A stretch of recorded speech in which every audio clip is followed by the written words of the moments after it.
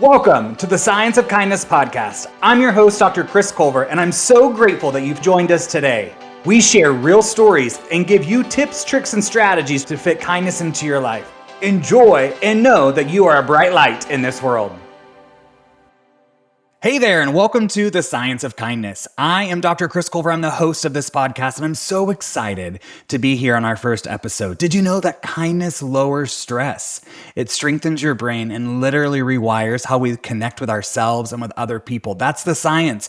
But for me, kindness is much more personal than just the science stats that I shared there. So many of us remember the pre-K rule of treating others the way we want to be treated, right? And we oftentimes give out kindness to others more so than we give ourselves. I remember asking in a keynote presentation recently, by show of hands, that exact question. How many of you remember when someone was kind to you? Lots of hands were up in the space, and how many of us are kind to ourselves at the same rate we are kind to someone else? And lots of hands went down. And I think about when we choose kindness for ourselves, that's where it's really powerful. Really powerful. As I shared, my name is Dr. Chris Culver. I'm a kindness advocate and kindness researcher, but that's not where my story started. I'm from a divorced family. My mom and my dad separated when I was 6 years old. My mom moved from Fayetteville, North Carolina to Tulsa, Oklahoma. My dad and my stepmom, Charlotte, stayed in Fayetteville. And so I split time between Oklahoma and North Carolina 2 times throughout the year. So in the summer, my brother Zach and I would go to North Carolina and at Christmas.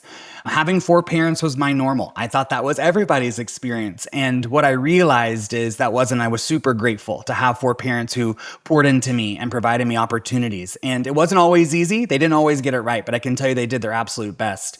My stepmom, Charlotte, passed away on June 23rd of 2023. And so God rest her soul. But I hold the lessons, all the kind things that she taught me, whether she realized it or not, with me. My mom and my stepdad also have a farm in Wyandotte, Oklahoma. So people don't believe that I grew up on the farm on the weekends. So I always have picture-proof evidence that I did the dang thing. And so I just want to stop for a second and say thank you to all of our ranchers, our farmers, our agricultural workers. That stuff's really hard. It is really hard work. But I'll tell you what, had I not had the opportunity to be down on the farm, I don't know that I would have learned the definition of hard work, perseverance, tenacity, grit, some of those things that we need to be really positive contributing members of society and to have those life skills to move us beyond just our childhood.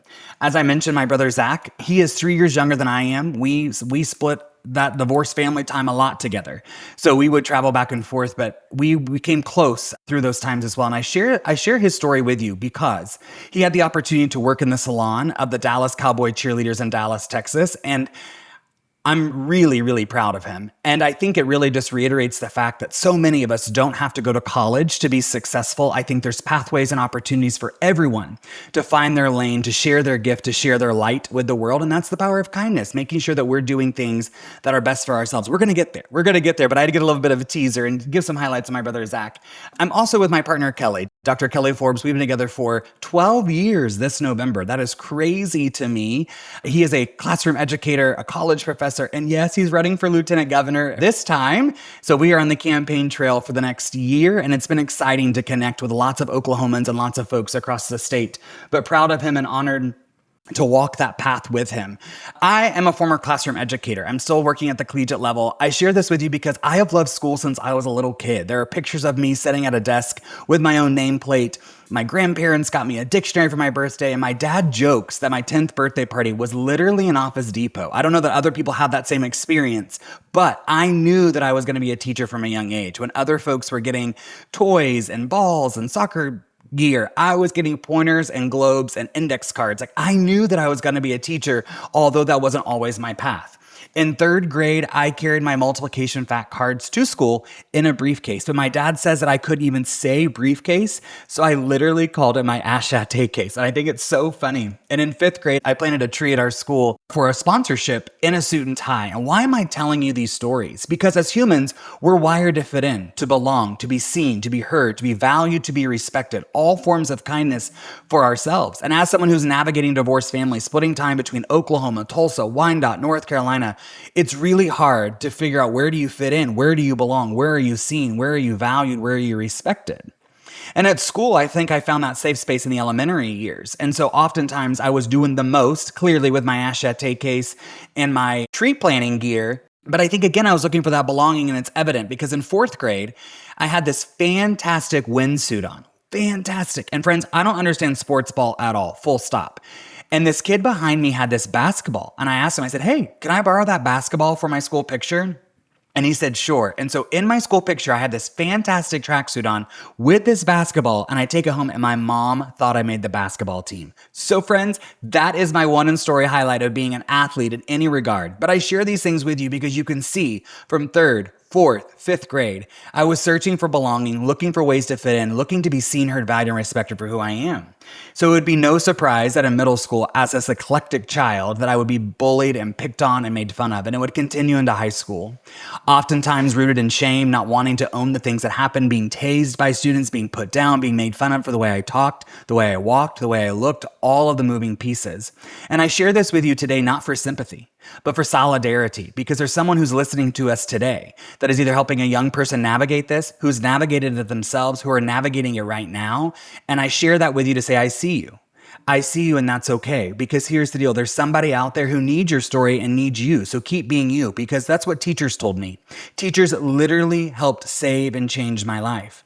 In high school, so many of them helped me see my strengths and the values that I brought to the space rather than a lot of the pessimistic things that my classmates or grade level students essentially would say about me. And I know now, looking back, so many of them have reached out and apologized and shared things. And I know we all say it as educators, kids can be mean, right? But when you're on the receiving side, it really does hurt. And so I always say, thank you, educators. I'm rooted in gratitude for every educator, for every teacher, for every adult who's a mentor for a young person, who is the dealer of hope and belief, who gives them kindness, allows them to see the value and the prosperity they bring to the space, because it's easy to forget that when we're hearing all the negative things about ourselves. Not only did I hear it at school, but I also heard it at home. Unfortunately, my stepdad was pretty verbally abusive. He's gotten better over the years, and I think that stems from a lot of stress. And I'll share that, right? I'll share that what stress can do to our body, how that cortisol levels can impact us, and where kindness comes into play. And so after high school, I would graduate high school. It was a long road to get there. And I was going to pursue an English education degree. But friends, my parents, my mom and my stepdad discouraged me from doing so. They said, listen,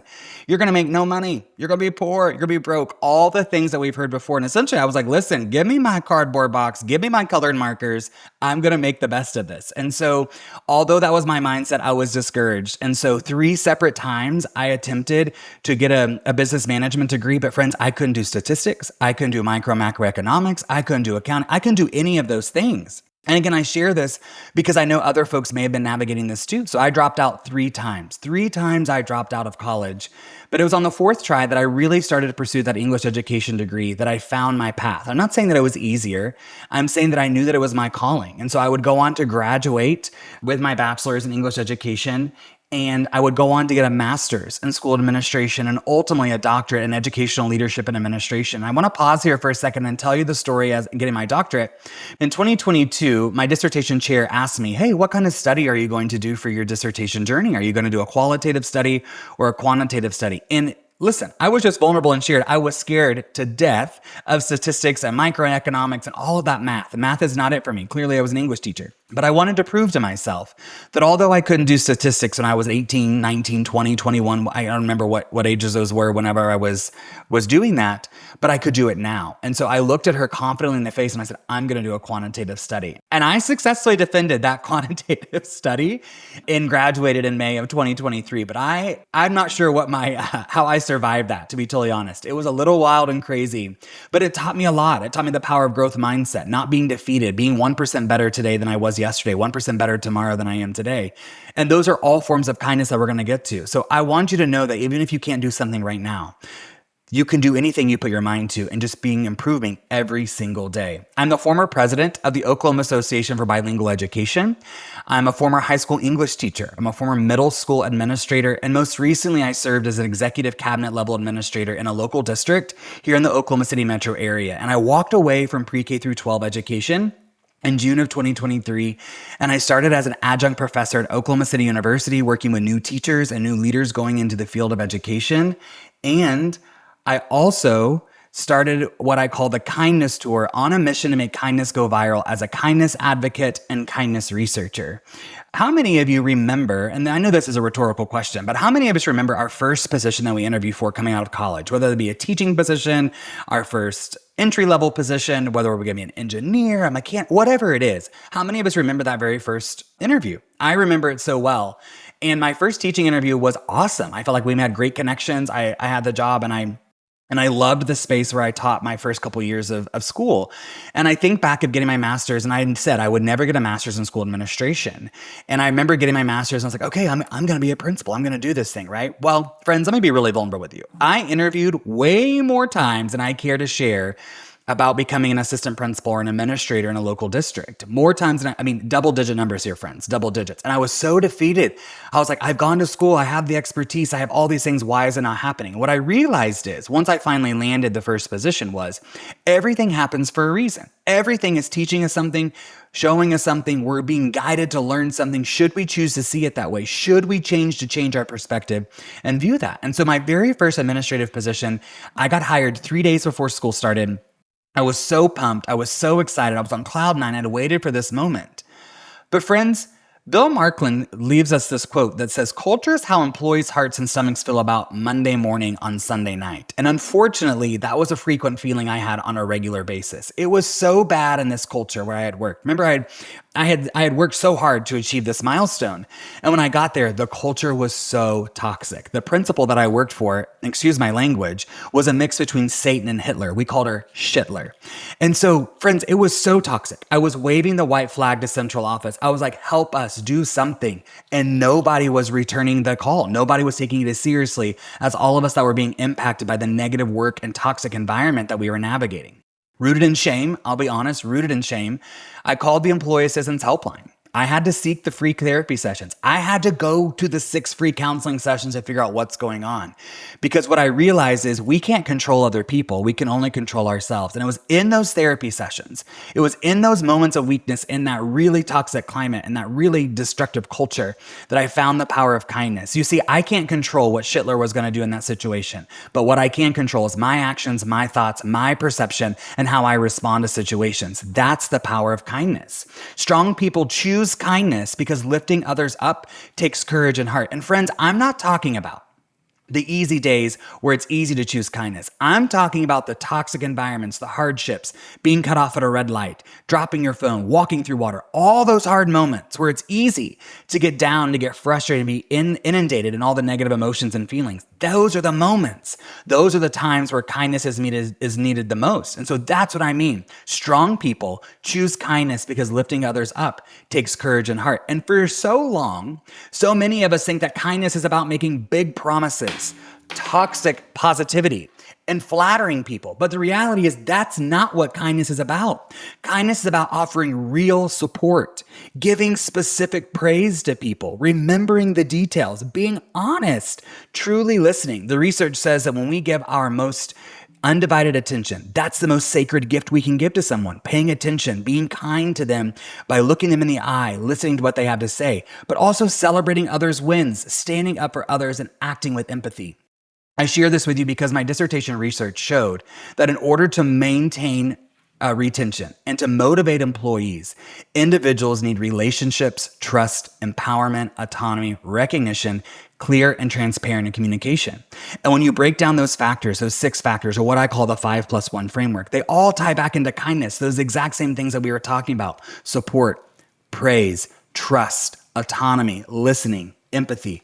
All of those moving pieces are so important because when there's kindness rampant and evident in a space, people are 10 times more engaged in their jobs, 10 times more engaged in their activities. It increases their mood by 90%.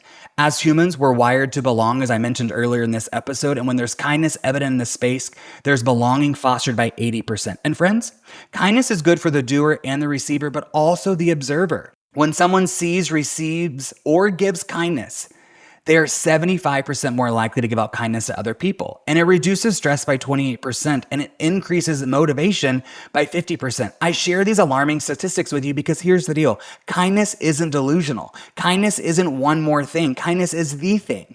And so many people think that it is a weakness, right? It's the fluff, it's sunshines, it's rainbows, it's butterflies. And sure, we can classify some of that as confetti kindness, as Houston Kraft tells us. But we also need to know that deep kindness, listening, paying attention, greeting people, acknowledging folks, honoring who they are, all of those pieces really matter. And I share that with you because in my journey of learning how to be a teacher, learning how to be an administrator, learning how to be a leader, kindness really was the through line for my leadership, for my teaching, and for who I am as an individual.